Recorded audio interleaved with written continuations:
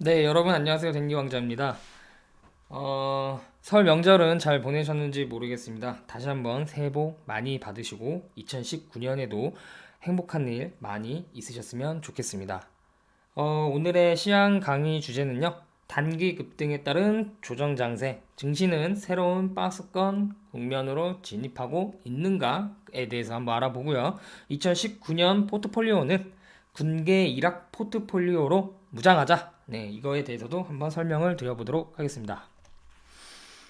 시장 복귀를 계속하면요. 1월에 제가 이제 산타랠리 가능성을 염두에 두자 이런 말씀을 드렸고요. 현재 마찬가지로 영업 가치는 인정받지 못하고 현재 자산 가치로만 한국 증시가 평가를 받고 있다. 따라서 10월 이후부터는 PBR 0.85배 미만 수준까지 떨어져 있었으므로 그 구간에서는 여전히 싸다라는 뷰를 제시해 드렸습니다. 그래서 지금은 이 영업 가치와 이 자산 가치 그리고 영업이익률 그 다음에 코스피 12개월 예상 PBR의 이 격차가 크기 때문에 이 격차를 조금씩 좁혀 나가는 과정이 필요하다. 그렇게 보시면 되겠습니다.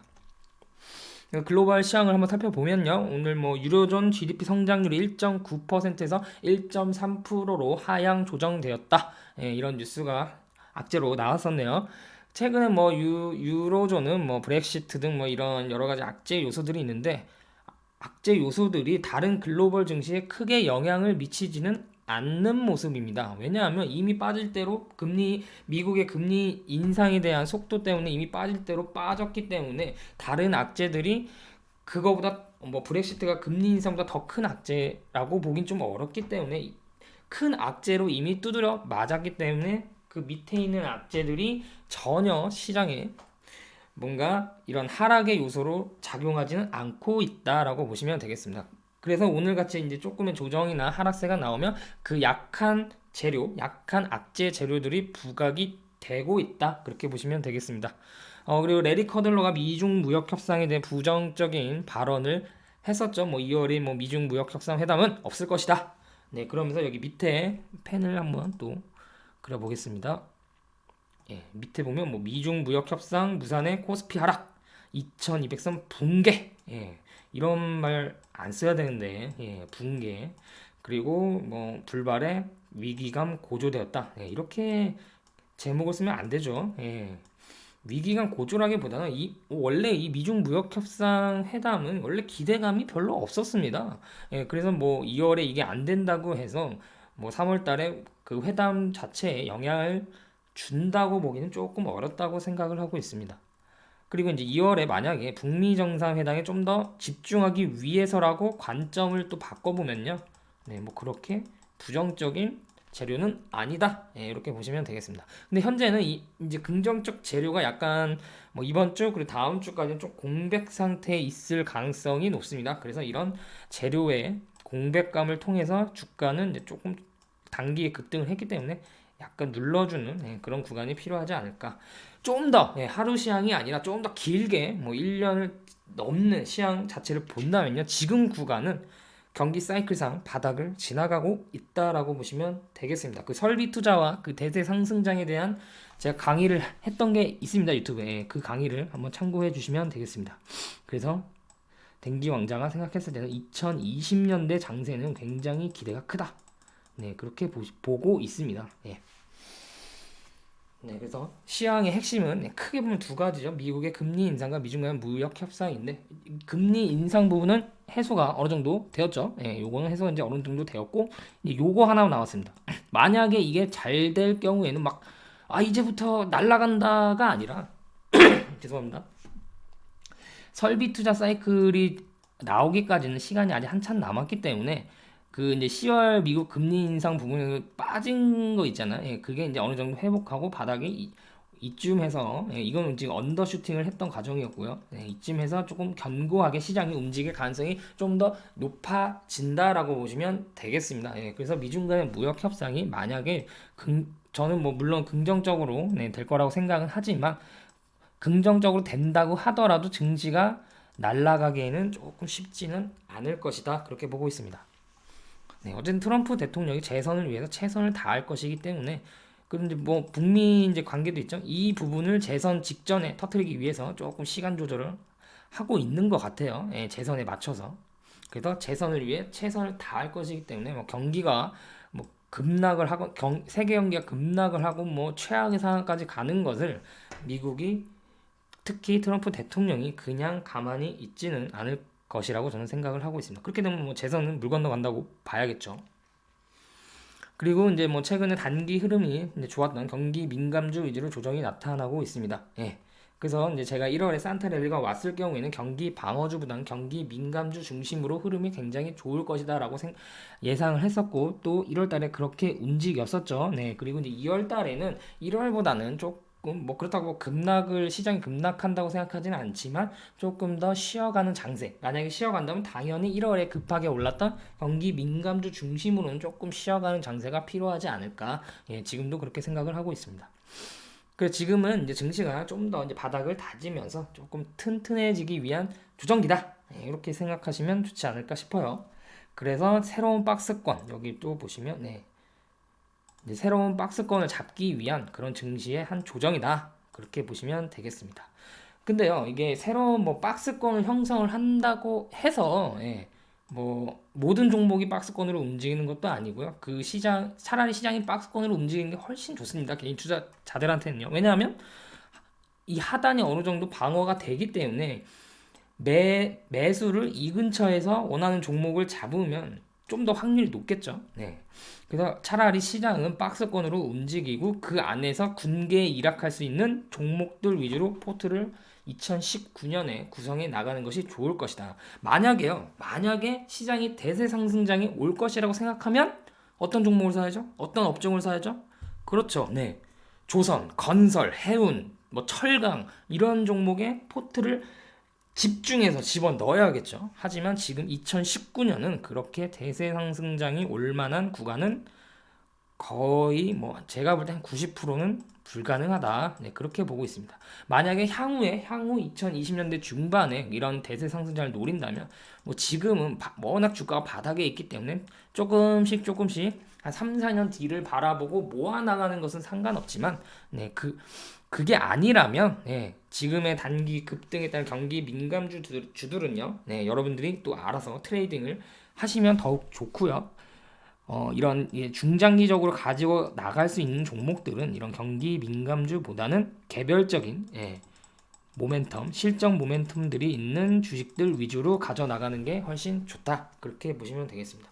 그래서 뭐 시장에 상장되는 종목들이 한 1,700개 정도 되는데 그 이전 영상에 제가 그런 영상을 한번 올렸었죠. 뭐 존보글 투자 전략에 따라서 1,700개 종목을 전부 뭐 10만 원씩 다 샀을 경우를 가정했을 때 과연 수익률은 얼마나 되었을까? 네, 그 영상을 한번 꼭 시청해 주시길 바랍니다. 그래서 1,700개 종목을 만약 다 샀을 경우에는 2008년 금융위기도 두드려 맞았다고 가정을 했을 때 한 7년, 8년 보유했을 때 수익률이 어떻게 되겠냐? 네, 그걸 봤더니 수익률이 한 77%에서 78% 정도 되더라. 네, 그런 결과가 나왔었습니다. 왜냐?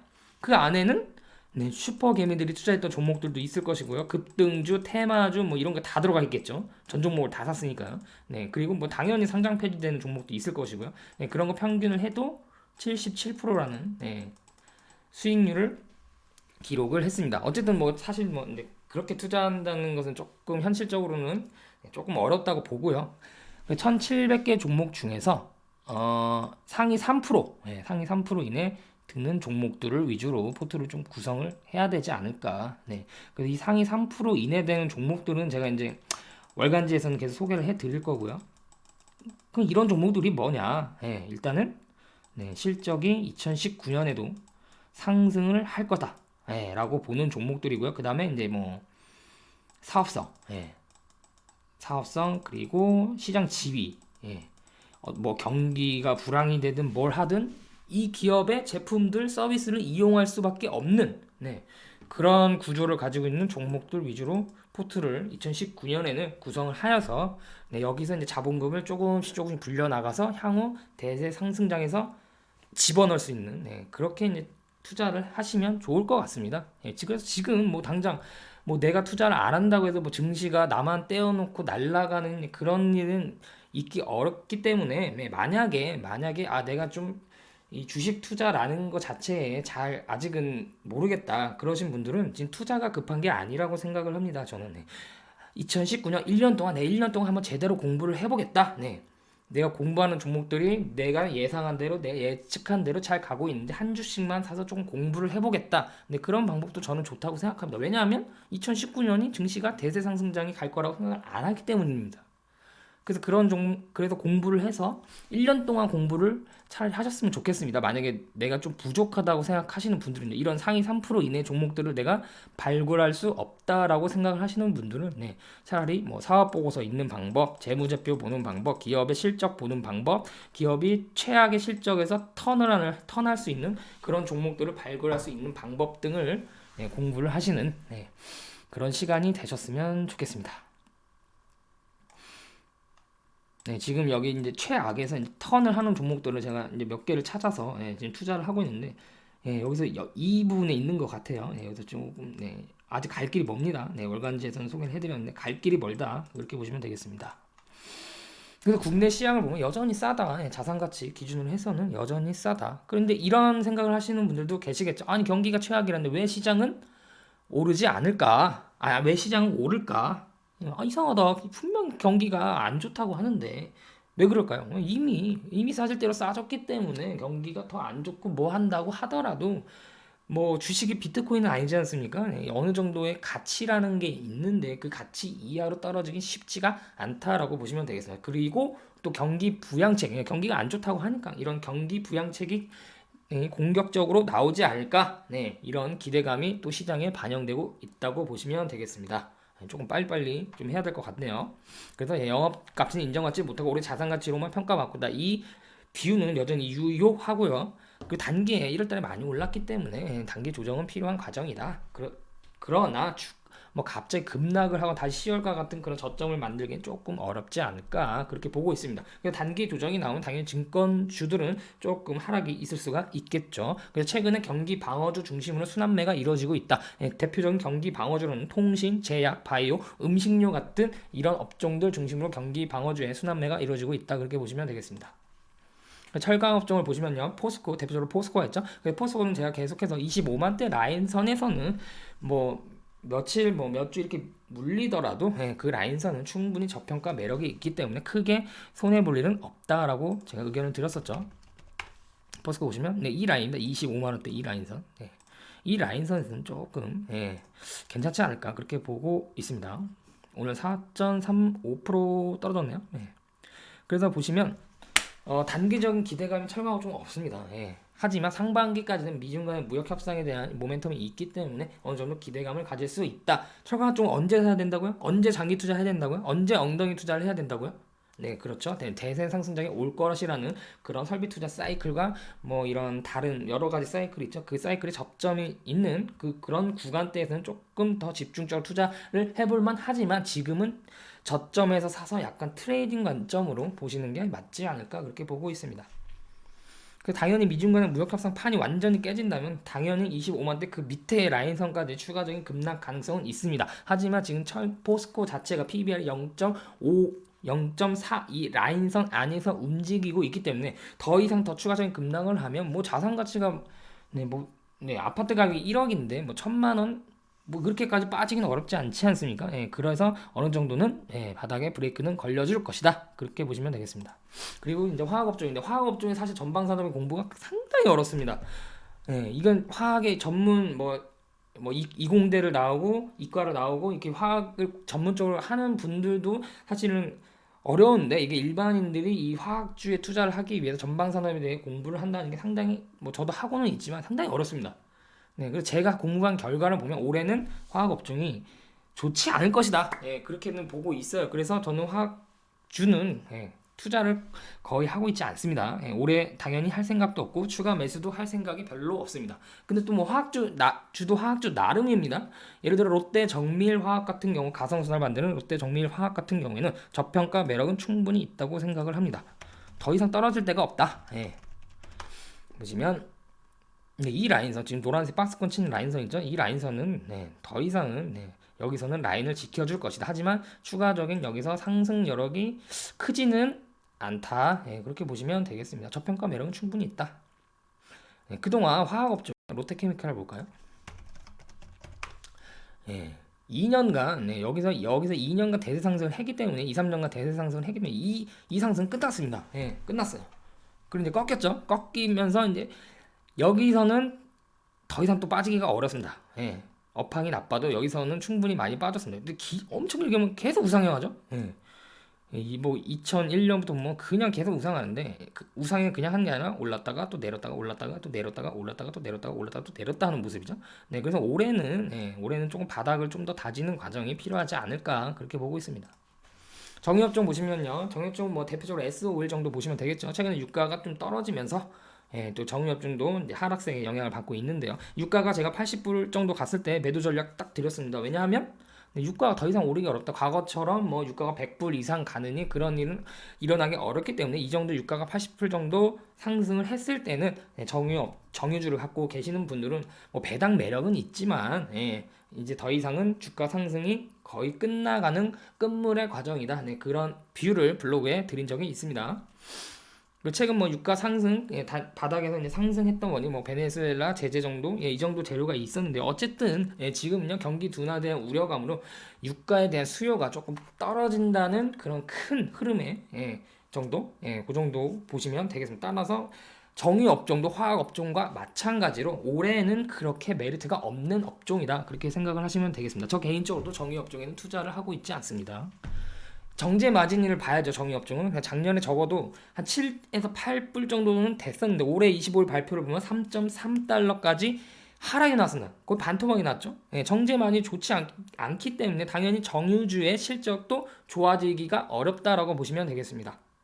그죠? 왜냐하면 그동안 업황이 굉장히 좋았기 때문에 대규모로 공장도 늘리고 설비도 투자하고 해서 정제 마진이 공급 과잉에 따라서 하락한 경향이 있습니다. 그 최근 업황 또한 뭐 좋아질 가능성이 거의 없기 때문에 굳이 정유주에 투자할 이유는 없지 않을까 그렇게 보고 있습니다.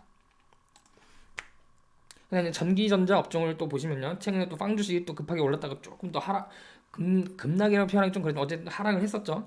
따라서 IT 대형주 우리나라의 이런 빵 주식 관련된 종목들도 어느 정도 단기 급등에 따른 차익 실현 등으로 조정이 나오고 있다 그렇게 보시면 되겠습니다.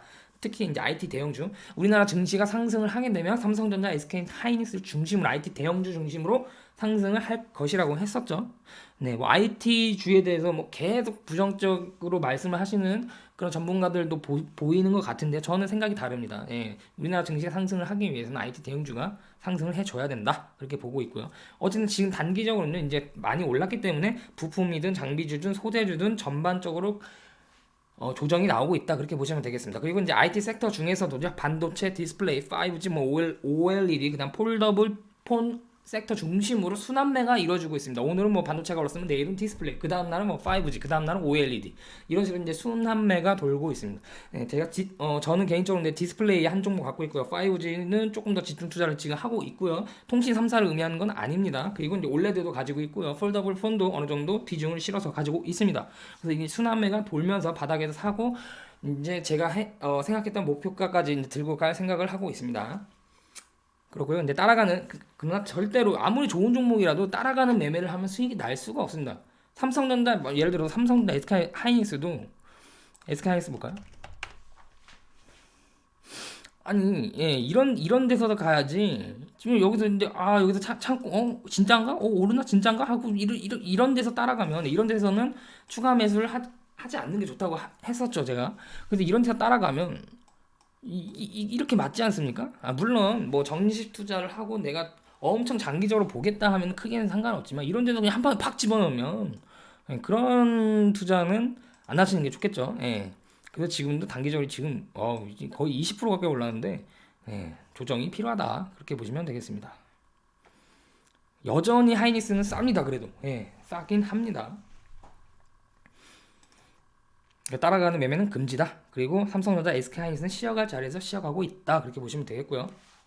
반도체 업황에서 제가 계속해서 저의 의견을 계속해서 피력을 하고 있죠. 반도체는 조정하되 죽지 않는다. 네, 그걸 항상 기억을 하시고 그렇다면 반도체 업황이 언제 개선이 되겠느냐? 제가 봤을 때는 올해 하반기 정도에는 개선이 분명히 될 것이다. 그래서 주가는 선행하는 지표, 특히 반도체는 5개월 정도 선행을 하기 때문에 지금 전반기부터 조금씩 바닥을 다지고 움직이고 있다. 그렇게 보시면 되겠습니다. 그리고 제약바이오, 그동안은 이제 제약바이오 굉장히 수익을 많이 받았죠. 댕기왕자 개인적으로도 바이오 업종은 계속해서 부정적인 뷰를 유지를 했었고요. 지금도 바이오는 부정적인 뷰를 유지를 하고 싶습니다. 개인적으로 저도 바이오는 투자를 하고 있지 않습니다. 하지만 제약은 다릅니다. 제약은 이 4차 산업, 고령화, 헬스케어에 대한 중장기적인 뷰가 굉장히 좋기 때문에 제약주, 특히 제약주 관련해서도 실적이 꾸준히 증가하는 종목. 실적은 어디서 보나요? 공시에 다 나와 있습니다. 그리고 뭐 네이버 그 금융 있죠? 네이버 금융에 쳐도 실적이 몇 년부터 몇 년까지 얼마나 증가를 했는데 그 그래프가 꾸준히 증가하는 제약주 중심으로는 장기 투자가 가능합니다. 그리고 반드시 포트에 제약주 하나 정도는 들어가 있어야 됩니다. 네, 어쨌든 그렇고요. 그다음에 미중 무역 전쟁과 관계가 없는 섹터 중에 하나다. 그래서 다시 강조드리면 제약주는 실적주 중심으로 긍정적이다. 바이오는 잘 모르겠습니다. 통신업종은 LG U+가 오늘 급하게 반등을 했죠. 제가 그 블로그 댓글을 보니까 LG U+를 여기서 샀대요. 여기서. 네. 이런 데서 비중을 지금 50%를 실으면 될까요? 안 될까요? 안 되겠죠, 당연히. 이런 데서 투자를 하시면 단기적 이게 앞으로 장기적으로 이렇게 우상향을 한다고 쳐도 이런 데서 이런 데서 투자를 해보면 엄청 오래 고생하지 않습니까? 이런 데서 투자를 하는 게 아니라 눌러줄 때. 지금은 어떤가요? 지금은 그렇게 메리트가 없습니다. 왜냐하면 왜 그럴까요? 댕규양자 생각으로는 이게 단기적으로 매물대를 돌파할 거라고 생각하지를 않기 때문입니다. 따라서 지금 당장에 이거 안 사면 내가 나만 떼어놓고 가면 어쩌나 그런 생각 전혀 가지실 필요가 없습니다. 통신주는요, 지금 5G 시대잖아요. 5G 통신 3사가 대규모로 투자를 합니다. 대규모 투자를 한다는 건 비용이 발생한다는 것이고요. 비용이 발생하면 실적 저하로 이루어집니다. 실적 저하로 이어지면 당연히 주가가 오르기가 어렵겠죠. 그러면 대규모 투자를 어디다 합니까? 통신주가? 통신 3사가 통신 장비주에 하겠죠. 그래서 통신 장비주는 반대로 실적이 좋아질 수가 있겠죠.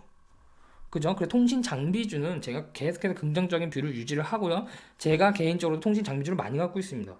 그럼 언제까지 넌 가져갈 거냐? 저는 개인적으로 2020년 적어도 2020년이고요. 대세 상승장이 증시가 시작하기 전까지 가지고 갈 생각입니다.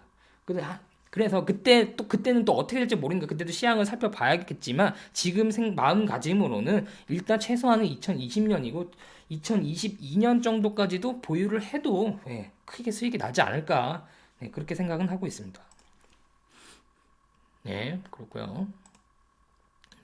이제 마지막으로 게임업 좀 보겠습니다. 게임업 좀 넥슨 인수 썰이 있죠. 그래서 관련주로 해서 넷마블 하고, 이게 이제 사모펀드 MBK 유명한 사모펀드 회사죠. MBK 파트너스와 그다음에 텐센트에서도 넥슨 인수를 추진을 하겠다. 그다음 카카오도 있었죠. 근데 카카오는 시총이 8조인데 시총이 10조 되는 넥슨을 인수하면 만약에 가능성은 없죠. 만약 그렇게 되면 카카오는 버리는 게 맞습니다. 당분간은 주가가 올라가기 상당히 어렵다고 보시면 되겠죠. 어쨌든 그렇고요. 그래서 넷마블이 오늘 많이 올랐습니다. 넷마블은 굉장히 비싼 종목입니다. 게임주가 대체적으로 비싸죠. 다 고평가를 받고 있는데 넷마블은 특히 비싸다고 보시면, 그러니까 주가가 그냥 이 절대 가격이 10만 원이 넘어간다고 비싼 게 아니라 기업 가치 PER, PBR, EPS, ROE 이런 것들 분석을 했을 때 이거 대비해서 실적 대비해서 비싸냐 싸냐 요거를 이제 판단을 하시는 거거든요. 그 적정 주가는 어떻게 판단을 하냐, 그 부분에 대해서는 제가 그 두 번째 책 있죠. 제 책인데 제목이 기억이 안 나네요. 그 부동산보다 주식 투자자, 그 책에서 나와 있습니다. 적정 주가를 계산하는 방법이요. 어쨌든 비싼데 게임주는 어쨌든 비싼 주식이 비싸게 되는 그런 이제 속성이 있기 때문에 지금 그냥 기술적 분석으로만 본다면 이 라인선 11만원대 라인선에서는 바닥을 조금 지켜주지 않을까, 그렇게 생각은 듭니다.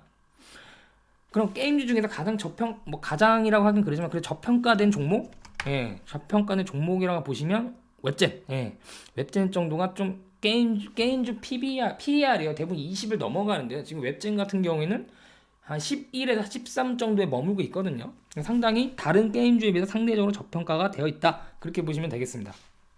실적은 네, 뭐 안 봐도 좋습니다. 예, 실적은 좋아요. 그래서 여기서 이제 10월에 바닥을 형성하고 이제 반등을 하고 있는 모습인데요. 네, 좀 갈 길이 멀어요. 웹제는 네, 단기적으로는 어떻게 될지 모르겠지만.